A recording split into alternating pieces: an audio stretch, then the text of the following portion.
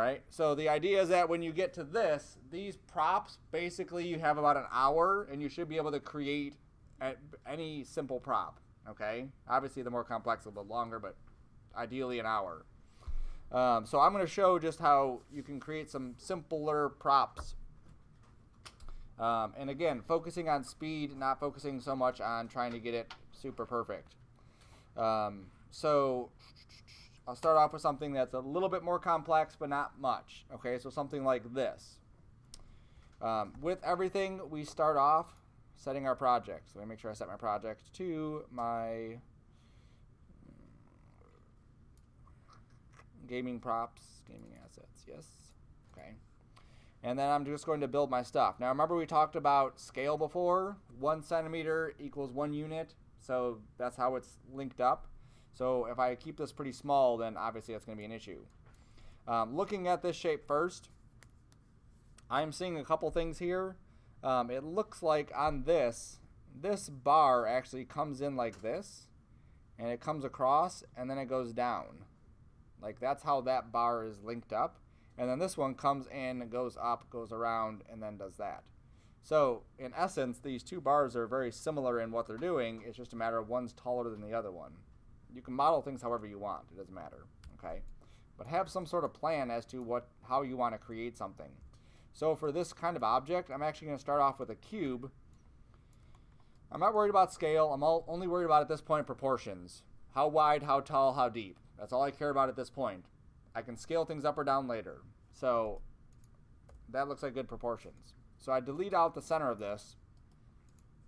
And what I can do is then take that whole shape and just extrude it and give it thickness. 1, nope, too far, 0.5, that's good. Alright, so that looks pretty good. It looks like a picture frame. Again, using these simple shapes, you can create a bunch of things, like 1,000 different things from just stuff like this. So when I hit 3 on this, you'll see that it smooths out and I'm able to get kind of that rounded shape. If I want these corners here and like this and like that, I can go in here. Oops, I have symmetry on. Let me turn my symmetry off.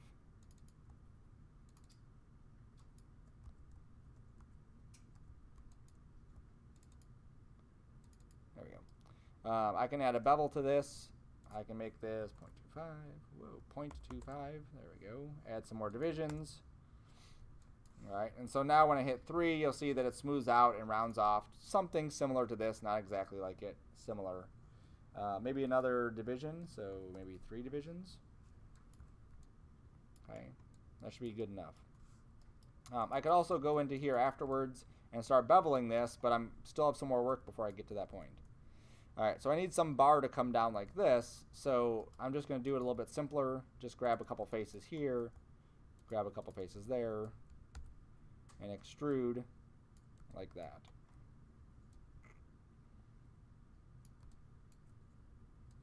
Okay, so that extrudes it out, so I have something here, and then I can just grab the faces on this side, and the faces on that side, and the faces on this side, and the faces on that side, and I could extrude all of these,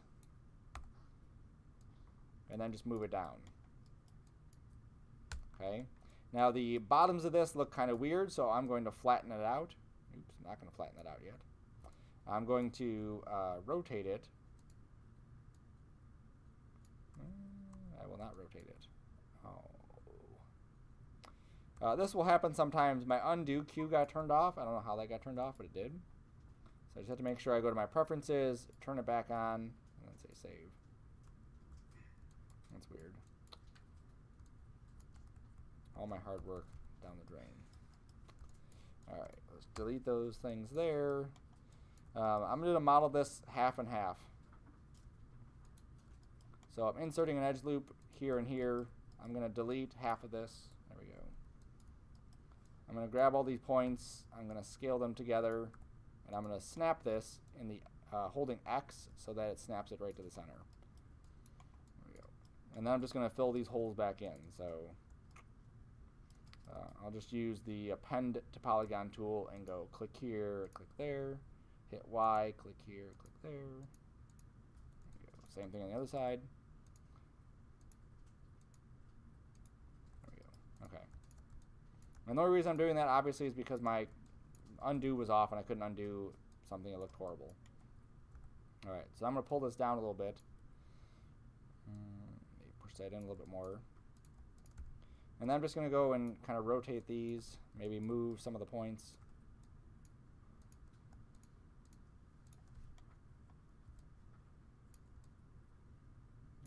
That is sufficient. I could also just go here too. Edge loop this, delete half of this. And that way I'm really only focusing on one part of that. If you remember from your intro class, if you had cinema, cinema makes it really nice to be able to do this kind of stuff. Oops. I did not split the middle. Let me split the middle.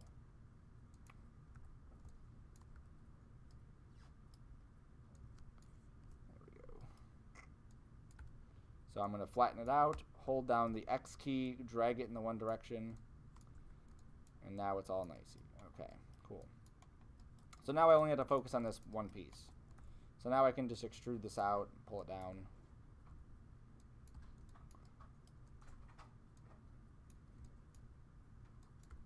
Maybe rotate it some, maybe move it down some more. Maybe flatten it. There we go. Alright. So that's good enough for that shape. Okay. I'm going to go into those two sides, this here and this here. There we go. And that there.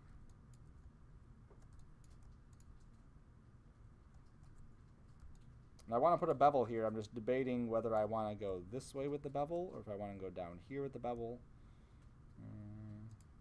I think there is the best way to go with that. Yep, that should be good. Okay, so now I have a little bevel. So now I'm just going to mirror it to the other sides. So then I just go to Mesh, I go to Mirror. The options look complex. They're not terribly complex. You need to know which direction you're mirroring it. So I'm mirroring it in this direction. So that'll be the X direction. Just looking at this, the X is going that way, so it's going to be X. Because the X is positive that way, I'm going to change this to positive. I'm just hit mirror there, and that's cool, that works. Now I'm going to mirror it again, and we're going to go in the Z direction, and again, this is the positive Z because it's going this way. There we go. Now if it didn't work out, I'd move things around, I'd adjust it, I'd tweak it, I'd do whatever I need to do to get that to work correctly. Alright, so that looks good. Now, I may want to keep it as low resolution as this. I may not want to add a whole bunch of divisions to this, especially if I decide later on I'm going to have 50 of these or 100 of these things laying around. So what I can do is under my mesh display, I can say soften. And what that does is it smooths out the faces and smooths out the normals so that it appears that it is smoother than it actually is. And if you look at a lot of game props, where are the ones I just saw? So something like this, very little divisions are in this, but it looks more complex because they've softened those edges. You can actually see there's a division here, here, here, here. Okay. There was a barrel also that I saw. Same thing. Okay. You're right. There it is. You can see how low resolution these are, but because they've softened the edges, you don't see how crappy the resolution is on those. All right. So now I want to put some bars in here, so I'm going to go to my cylinders. I'm going to scale it down this way, scale it up this way.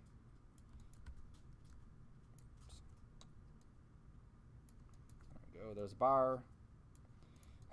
Now before I start duplicating this, this is where we need to start thinking in terms of a game. I need to be bigger. Everything is based on polygon count. We need to have as few polygons as possible.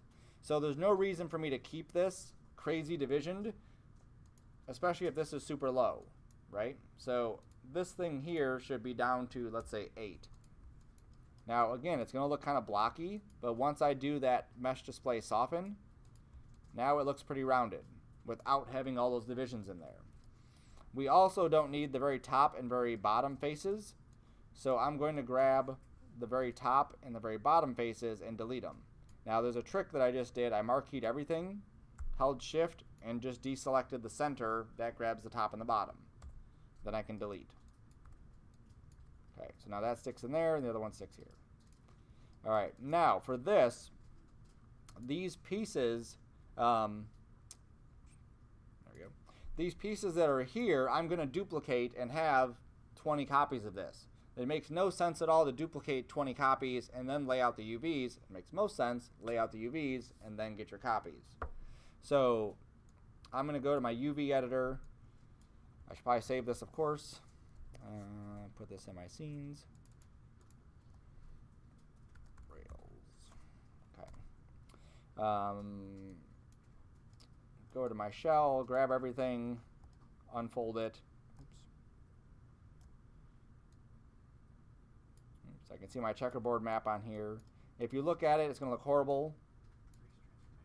Right? Freeze transformations, perfect, right? So we got to do always freeze transformations.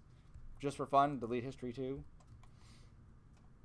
Okay, now I can go into this, turn the image off so you can see it, unfold it again, much better, orient it so it's straight up and down, and now that piece is good. Okay, while I'm here, I'm already laying out UVs, I'll do the same thing to this. Just like Josh said, freeze transformations. I can't just unfold this, it won't look good at all if I just say unfold. It'll look like that. I need to go to probably automatic. Oops, and not have so many divisions there. Let's go to 6, that should be good. Okay, and then I can start tweaking some of these. Now, initially, on our first couple assignments, we're going to work slower. Gradually, we want to build up speed. Hey, here's some faces we don't need, right? Not unless this thing is knocked over.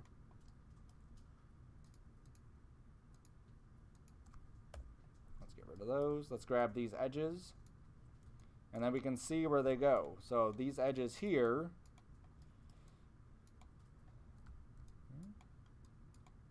there we go. They connect 1, 2, 3. So there's 3 spots right there. So it looks like it's a direct connect to another piece. Or several pieces because it's all broken up. Okay, so what I can do is if I marquee all of these, and I say, okay, I want to attach it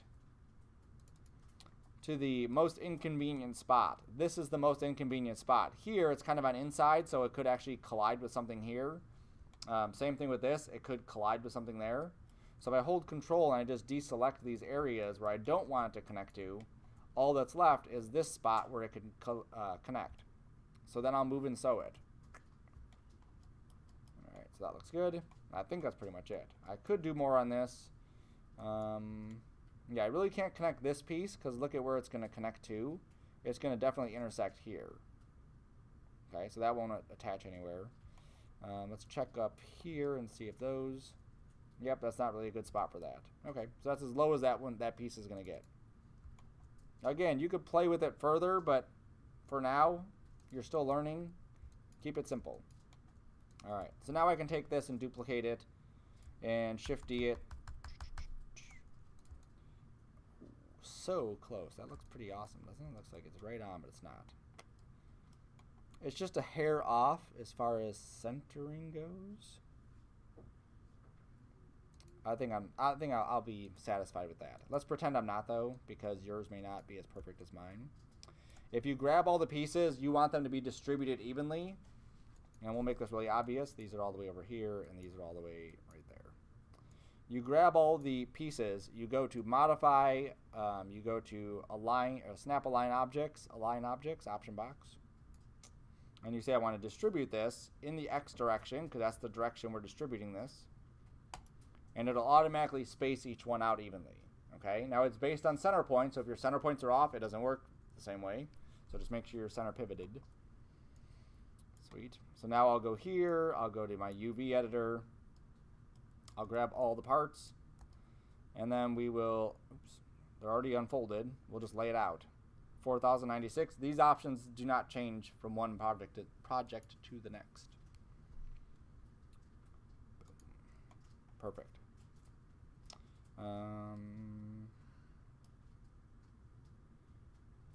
Yeah, I don't think I could really get any bigger. I mean, maybe if I rotated these slightly bigger, but for now I'll be satisfied with that. Okay. All right. So now what I want to do, this was what I was trying to show the other day, and I made a mistake. Maya did not make a mistake. So last time I went to here, and I went to Surface Shader, and I assigned a Surface Shader, and I gave it a random color like red, and I did the same thing with the other part, and then I was expecting Substance to pick that up. It didn't pick it up. So under Mesh Display, I'm going to apply a color to those pieces, and I'm just going to pick a random color like red, and then I'm going to grab these and do the same thing. Apply a color. Oops, not red. Let's say green. There we go. Okay.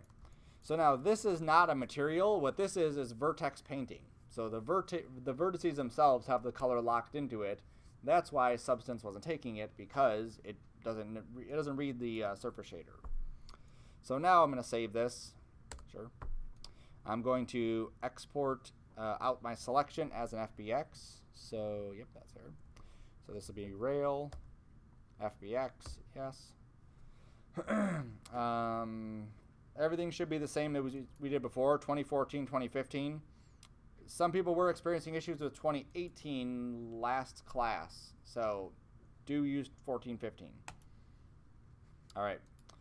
So now I'm going to go back into Substance. I'm going to go to New. I'm going to load in my item here. Oh, that's it. 20 gaming assets. Rails. Okay. I can click that. I only have one UDIM, doesn't matter. I've chosen Unreal 4 for this area. 2048 is fine. I'm going to hit OK. All right. So now this brings it in exactly like we would expect it to bring it in. Now here's where that texture map thing is going to come in. If I go to Bake Texture and I go to use low as high poly, I go to my ID. I set this to vertex color and hue shift. Okay. So then I go to bake. What it should do is it should read those colors and create a map that is just those colors. Okay? And what that'll allow me to do later is, instead of me having to grab these faces and these faces and these faces with that selection tool, I can use that map to pull colors. So if we look at this, I'm going to hit C, no, not C, B, B, B, B. There we go. Here's my ID map. You'll see that my ID map is actually reading those two colors. So watch how awesome this is. Oops. If I go to my Smart Materials and I assign Silver Armor to this,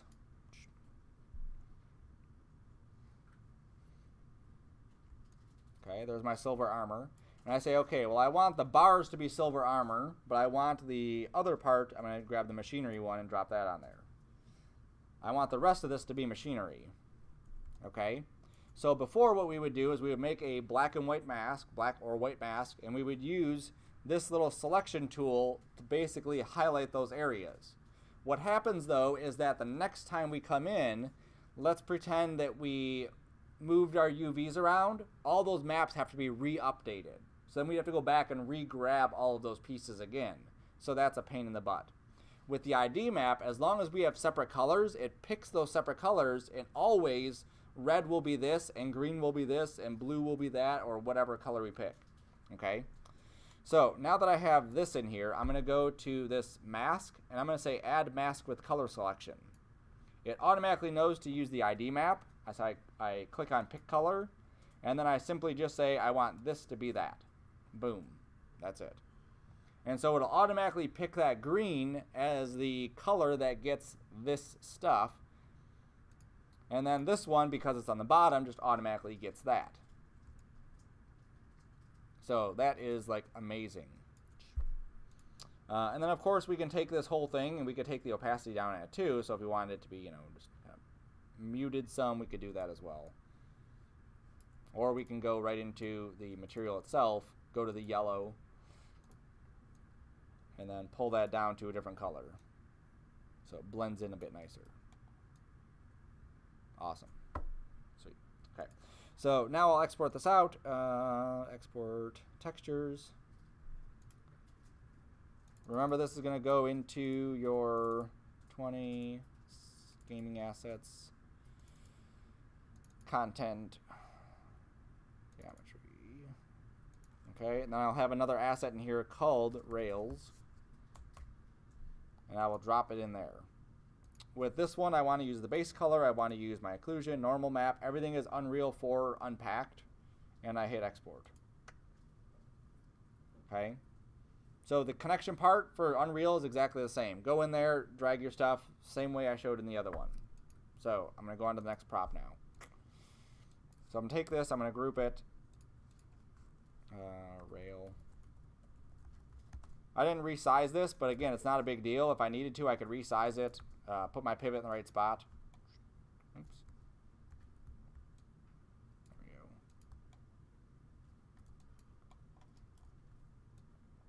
Size it up to whatever I need to, and then export this out for my Unreal stuff. Remember, we can also use the measure tool, so if we're not sure how big something is. Something like this, just so we're aware of it, would be at human height, would be at about our waist. So if I go there to there, that's about 89 centimeters, and if I go here to here, that's about 60 centimeters. And again, we can use Google, 60 centimeters, 2 inches. That gives us about 23 inches, which is about 2 feet, which is up to our thigh, not our stomach. So this would be what? I'm 5'8", 60 inches, 68 inches, 34, 86. So this has to be a lot bigger. Like that big. To be at my waist, that's how big about that has to be. There we go. So now I can take that rail, export that out, put that inside of my gaming assets, inside here, inside content, inside geometry. Remember I showed you how to make that shortcut key thing over there? You really have to remake it again, but it would work. Sweet. All right, so now that will go into Unreal, and then everything will be happy. Awesome. Let's throw this on a layer. All right, so that's a pretty simple object. That's a good transition from doing a lamp post into doing that. You can pick whatever items you want, but just keep in mind, the idea is speed. I don't know how to, okay? You want your stuff to be as quick as possible. Like I said, in one class, you should be able to model your stuff really quick, like all 3 things. If it's too complex, skip it, pick something else, okay? You could do these barrels very simply, same way. You could just pick a cylinder, model some stuff into it, model these ribs maybe, and drop that in, something like the barrel. Even like this, you could do too. Something like that, I would say let's not do that for our gaming prop, okay? Unless you got the time for it. That's cool too. There's something else that I saw. I'd search for simple gaming props. And you can find a whole bunch of simple stuff. Something like this you could do. Again, something like that, you're not going to have time to build something like that. You know, something like that you could build. A book you could build. Bookcase you could build. Shelving you could build. These kinds of things you could build also. All right, so let's get into some dynamic stuff, because we can use some of the tools inside Maya to build some really neat looking things. So let's say that I wanted to build a bag like these carriers here. A weird guy in a cage. It's creepy. So let's say I go to cube. I'm going to add, I will add no divisions, 0 divisions. I'm just going to go to mesh smooth, okay? Now, just like before, you want to keep all your divisions low, but when we have something like this, I need enough divisions to create that shape, okay? So I may add, 2 divisions here just so I can create that shape. All right, so what I'm going to do is I'm going to take this object, I'm going to delete the history on it. I'm going to go to the FX, I'm going to go to endcloth, and I'm going to say create endcloth. Okay, so what that does is it takes this shape and it makes an endcloth object. Basically, when I hit the play button, it's going to fall down. Okay, I have to make sure I'm going to right click, playback speed, make sure this is not set to real time because it may freak out. I want it to be on either one of these. I typically go with the bottom one. So now I hit play, and you'll see it falls. Okay. If this is a bag like this, it's not going to fall. It's going to be held on by something at the top of it. So I'm going to grab...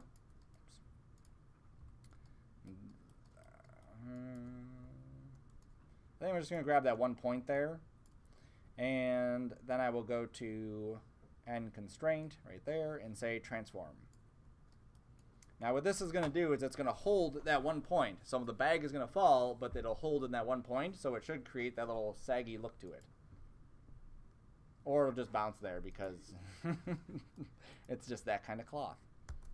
So let's go to the attribute editor. Let's go to, there's a million properties in here you can play with, and they're all apply to how it works. Typically something like this is under dynamic properties, and it's probably going to be something like stretch resistance or compression resistance. If I take this down, not off, I take it down to like 5 and 5, and then I hit play. Oops, I rewind it first, then hit play. It's still doing it.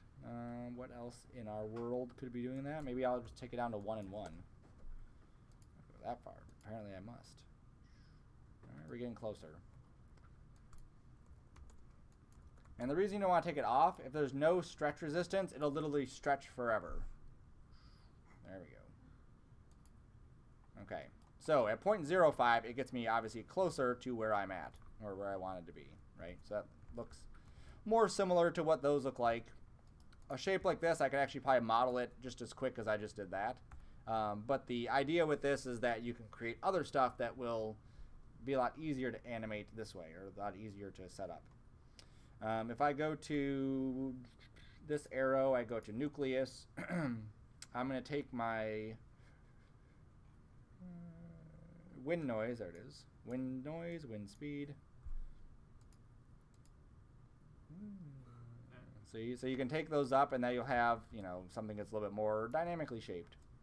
That's wind speed is way too high. That's a windy day. There we go. So something like that. It gives it a little bit of shape, but it also, you know, adds a little bit of noise to that shape too. I go back to that nucleus. I go back to that wind noise. I'll just crank that noise up, just like 12. Okay, so let's pretend that that's good. I just duplicate it, and now I have a copy of that, and then I rewind it, and then this is just active. So the cool thing with this is that if you had multiple objects that you wanted to do and you wanted them all to look different, I could just change some settings, get something different, duplicate it, and now I have another copy of it. Hit play again, duplicate it, copy it again. Okay, but just so you can see, just as easily, I could have just grabbed this point here, held down B and drug, and then pulled that up, and I would have got something very similar to what that is. Maybe not exact, but very similar. Make it even bigger. And scale it down. Okay? So you can get stuff just as easy by modeling it. Alright, so there's my bag of clothes, or whatever that is. I'm going to move these points up a little bit, maybe scale them in a little bit. There we go. Okay, so that's good.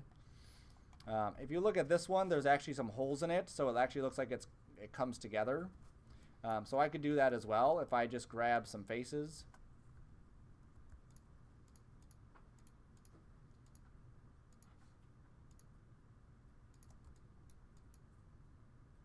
Maybe I need a little bit more faces here before I do that.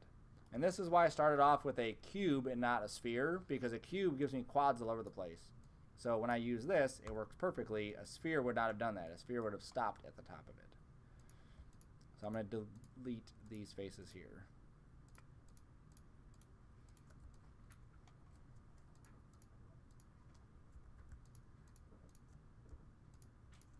All right, I think that's good there, and that's good there. Okay. So now I have my bag with a hole in it. I can shift right click on the object and go to sculpt tool. And if I double click here, I will get options. Right now I'm basically just pulling the shape. So if I click and drag, it's pulling it. if I hold shift and drag, it'll smooth it out. So down here, I want to smooth it so it opens it up. On this side, I want to smooth it too so it opens it up. There we go. Then I'm going to grab some of these points. I hit B to get to that soft select tool, and then I can start moving stuff inward.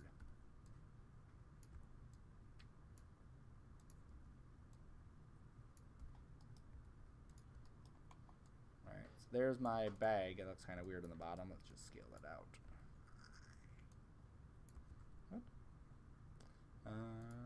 Reset my pivot. No. Why are you at a weird angle?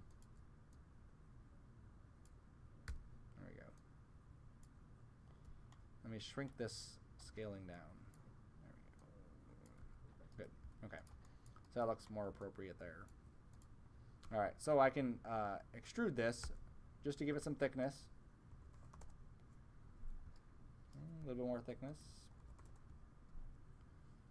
A little bit more thickness. 0.5. There we go. That's good. Okay. So that looks pretty good like that. Again, I would go to my modeling menu. I would go to mesh display. I would say soften. There we go. So now this is nice and soft. I would go lay out the UVs.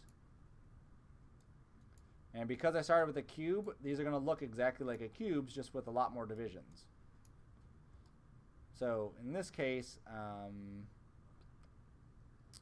I'm going to planar map this in the probably X direction. Nope. In the Z direction.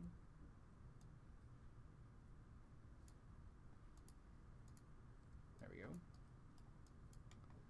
And then what I'm going to do is I'm just going to split it along this seam here. Now I could have also laid this out before I did my extruding, and that probably would have been a smarter thing to do, but whatever. You can't do a smart thing all the time. No, it's good there, it's good there. Goes all the way around, cool. So I'm going to say cut. And then I'll grab the whole thing and say unfold. Ugh. I don't know what happened here. Let's see. I missed an edge somewhere. So let's grab this face here and that. Alright, so here's another way that I could do this, is I just planar map just that face. And that will automatically separate that face from the rest of it. I can see right here that looks like a kind of a natural seam right in that area, so I'll also cut that.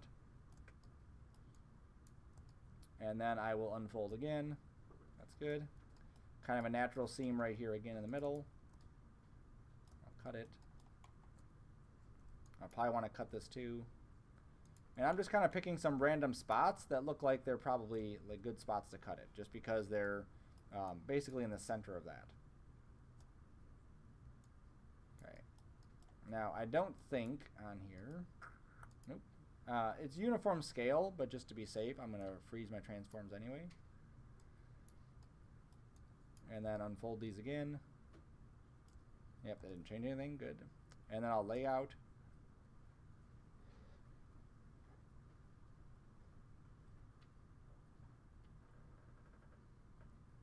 And it'll bunch them all together.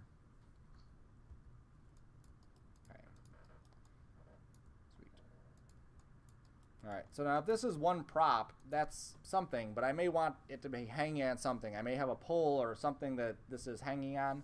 I'd also want to model that as part of this prop. Depending on what your whole setup is, or what your thought process is, whoops. Let me reset my scale here. Depending on what your thought process is and what you're trying to create, you may have this pole being used for more than just these things. This pole might be used for 100 different items in your scene, and then I would model it separately. If it's just going to be this one prop, then yeah, I would just have it just like this. Now, as I'm talking about, you may have more than one prop. You may do it this way or that way. Obviously, for this assignment, we're only doing the 3 small props, and we're doing these 3 bigger props, or 3 more advanced props. But you may decide at some point you want to build more of a game environment. You may want to actually build something bigger than just the assignment. How is that on again? symmetry keeps popping itself on. Alright, so I'm just going to extrude this. Oops, wrong software. And scale it out. Scale it down.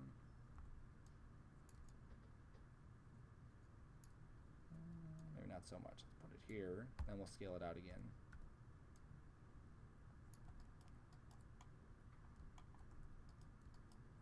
There we go. So now it bags up somewhere to hold on to.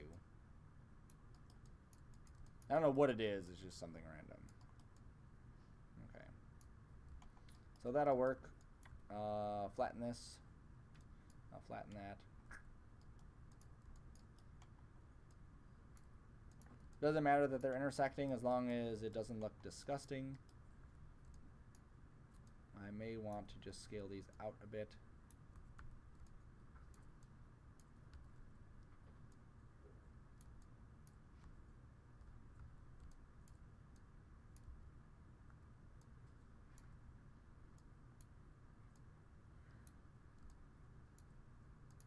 Oh, that point is stupid. There we go.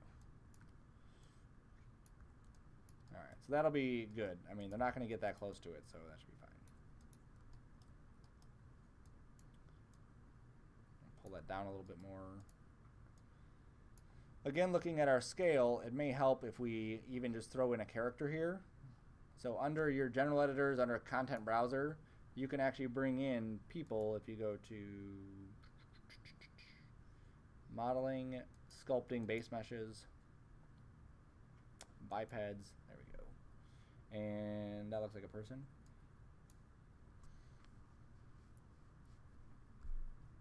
And he should come in, I believe he comes in at regular scale. Yep, there he is.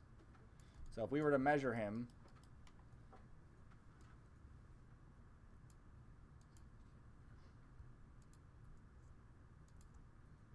.180 centimeters, which I believe is a pretty standard male height. 2 inches. 70 inches, yep.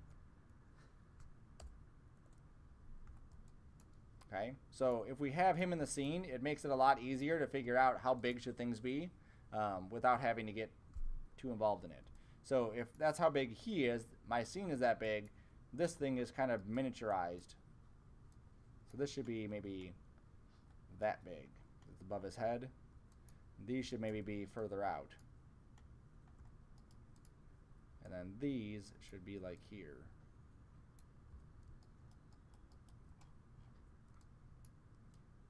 Okay, so that looks cool. So now I'll go to my UVs. I'll grab this shape right in the center, and I will cylindrical map that. I don't need to worry too much about what that looks like. It's just cylindrical mapped. I'm going to delete the bottom face, so that's gone. I'm going to grab these and do cylindrical map on this. Yep. And I'm going to click on, it's hard to see, but there's a little line T here. I'm going to click on that. Click on the rotator, rotate it up.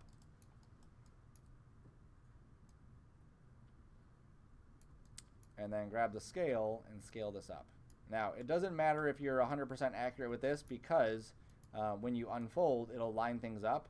You just want to make sure you don't have any crazy shapes. As I watch this, I'm looking to see, are they crazy like that? Are they split apart like that? Or are they nice and kind of uniform like that? So that's what I want. All right, so that should work. So now I can grab all those pieces. I can do my unfold. I can do my, whoopsie, orient. And then I can do my layout with these. And of course, I forgot to freeze.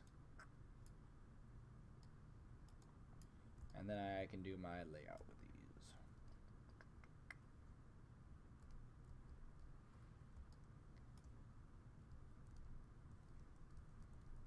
I have to unfold and then I have to lay out. Yep.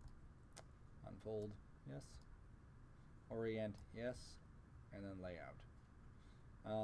Before I do that, I'm not really liking the size of this one. Okay, so I'm going to go in here with my knife tool, with my insert edge loop, and just about the middle, right right there. I'm going to cut it so that when I grab this and I do my unfold,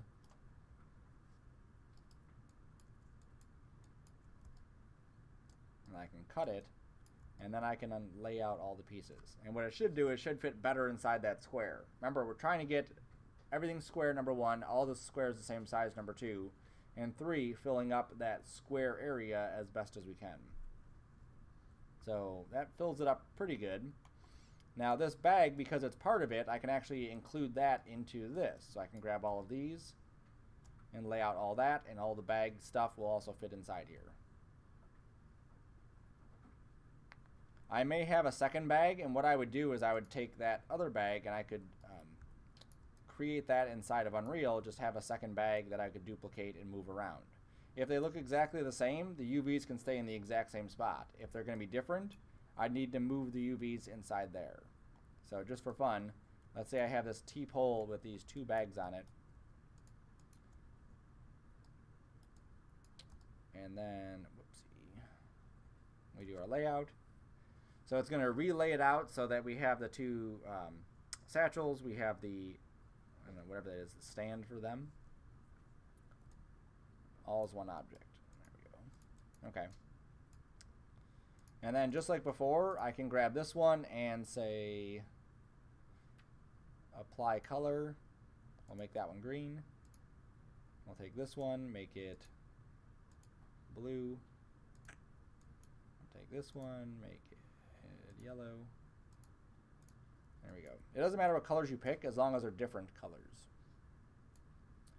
Export this out to, I hate when Maya puts it in like some random folder. 20 gaming assets, scenes.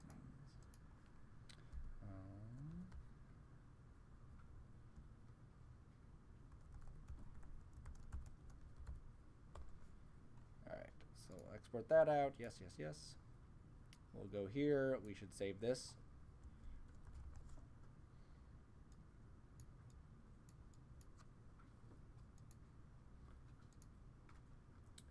Satchel and poles.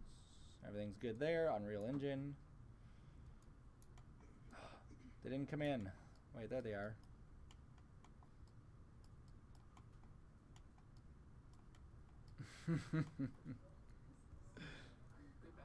Yeah, those are tiny. Let's check our freeze transforms are good.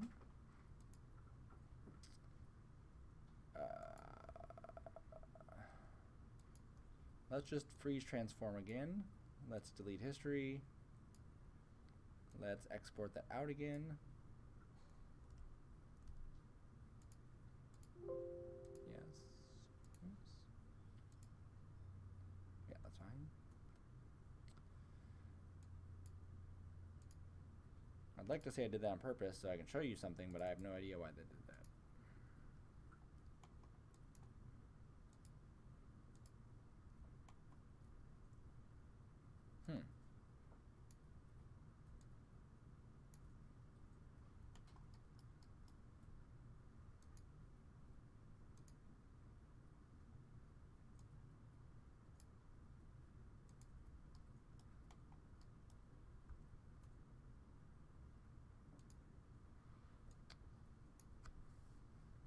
Try that again.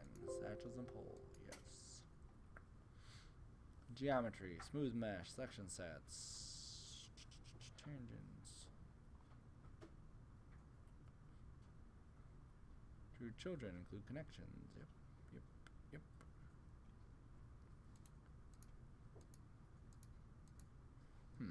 Well, always find a workaround. So if I combine this, it most likely, for sure, we'll bring it in.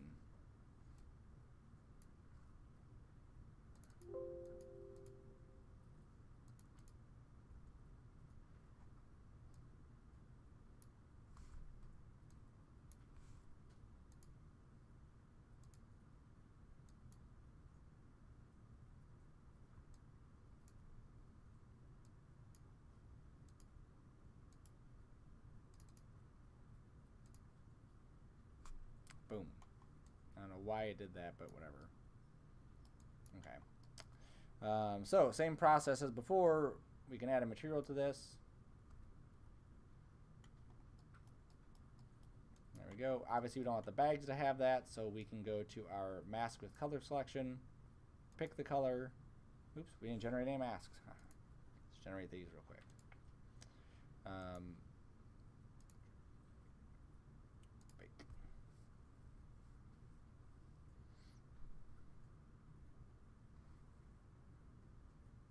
So the ID map should have already been set from the last one to vertex color.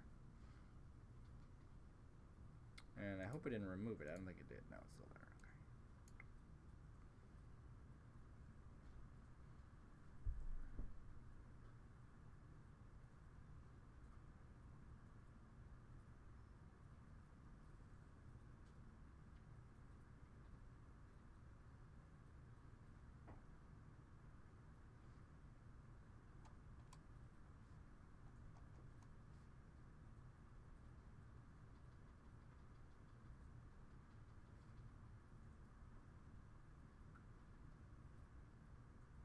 Alright, so now it's done. Let's make sure everything's good. Yep, ID map came in.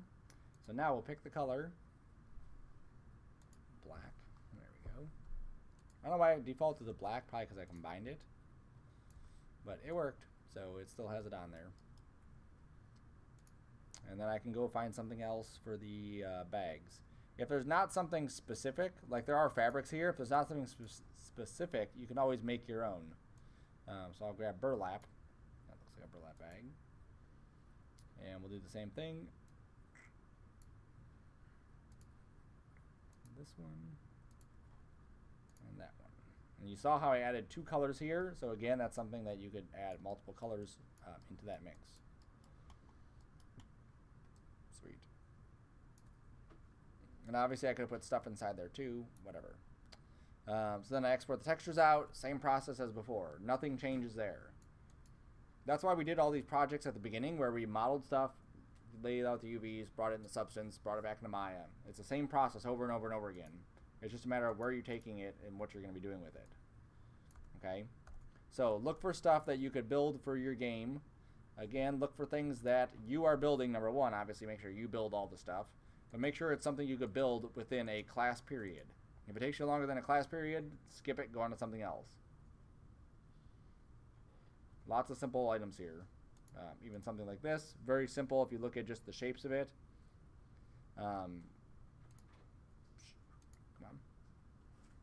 Even something like that, pretty simple to do. Treasure chest, pretty simple to do.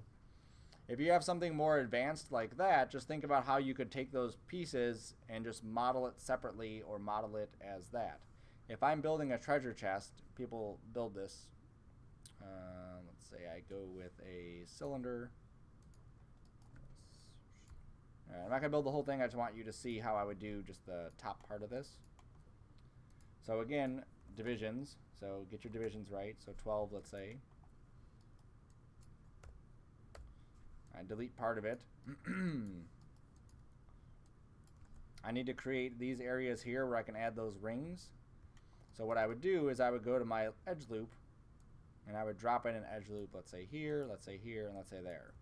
If these are not lined up perfectly, that might look weird, obviously. So in your options for this, you can actually say, I want multiple edge loops, 3, and when you click, it automatically puts them perfectly centered together, so they're evenly placed. Then I can just scale it out and get the exact distance I want. Then I can take this one, throw a bevel on it, 0.1. I'm kind of guessing to the dimensions of this, 0.08, 0.07. That's close. There we go. Okay. And then I can grab these faces here, and here, and here, and just extrude that off. So now if I'm trying to create this where I have that metal there and here and there, I'm going to grab this face here and there. I'm going to extrude and just bring it down a bit. And then just delete this, delete that, delete this, that. And then flatten this whole thing out. Okay. So now I have this, which is all those pieces. So just like I did before, I can grab all of these. Is that it? That's it. Yep, and this.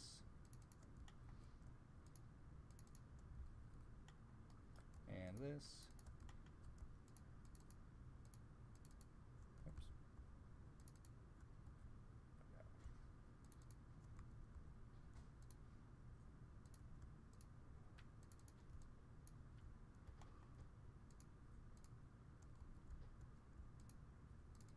There we go. So that's all the pieces there, and then I could do that apply color just to those. Okay, so they don't have to be separate pieces. They could just be literally separate parts of an item. Oops. And then this one I could apply a different color to. That. All right, so now when I get into substance, I have two different areas where I can just grab this and grab that, and then they're good to go. And then the same thing for all these little bolts. I would just create a simple little bolt that I could drop on there, or what we saw in the Thor hammer, how we can paint textures on it. I would paint the texture of a bolt right on top of it, right? So we don't have the extra geometry there. Same thing with the keyhole. You know, you could do that a number of ways. Okay, so for the first part, 3 simple objects. The ones I showed in the video, the block, the stairs, and the lamppost. For the next 3, it's up to you, but just keep in mind the timing parameters. Okay, simple stuff. When I grade these, I'm going to be coming around and you're going to be showing me inside your Unreal, here's my items, and you're walking around the items. They should be scaled correctly. They should obviously have appropriate materials to them. Those are cool too. Right? And all the stuff that we're doing could obviously turn into a piece you bring back in and render it out. So that's not terribly too far off. That's cool. These pieces right there, those could be just textured right inside substance. Same thing with these things. You know, think about how you're modeling it before you even start modeling it. That looks like that's all textured. Yeah, high poly and then low poly with ambient occlusion. 116 triangles. So if you saw the wireframe for that, it's pretty low. Let's see.